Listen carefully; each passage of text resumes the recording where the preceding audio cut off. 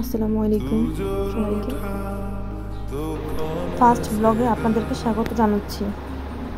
আম্মুর কাছ থেকে শুনেছি তুমি কখনো বন্ধুত্বকে কিনতে পারবে না, তুমি এটা উপার্জন করে নাও। কেউ যদি সাহায্যের জন্য আসে তখন তুমি সত্যিকারের বন্ধু হয়ে যাবে। বন্ধু সেই হয় যে তোমাকে নিজের মনে করে, তোমার চোখ দেখেই কথা বুঝে নিতে পারে, বৃষ্টির মধ্যে তোমার চোখের জল সেচে নিতে পারে। বন্ধুত্ব মানে কারো দোষ ভুলিয়ে দেওয়া নয়, বরং সেটা ক্ষমা করে দেওয়া। শুধু কিছু শুনে যাওয়া নয়, বরং সেটা বুঝতে চেষ্টা করা। শুধু দেখা নয়, সেটাকে অনুভব করা। কাউকে চলে যেতে দেওয়া নয়, বরং তাকে আগলে রাখা।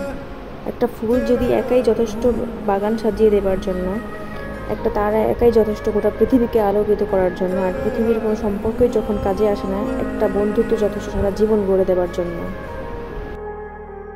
প্রকৃত বন্ধু তারাই যারা দ্বিধা না করে যত্ন নেয়, ভুল ত্রুটি সহ্য করে ক্ষমা করে দেয় কোনো শর্ত ছাড়াই, এবং ভালোবাসে অল্প যোগাযোগ রাখা সত্ত্বেও। কিন্তু ভালো বন্ধু আকাশের নক্ষত্রের মতো, তারা চিরতরে আমাদের সাথে থাকে এবং কীভাবে উঠতে হয় তা শিখিয়ে দেয়।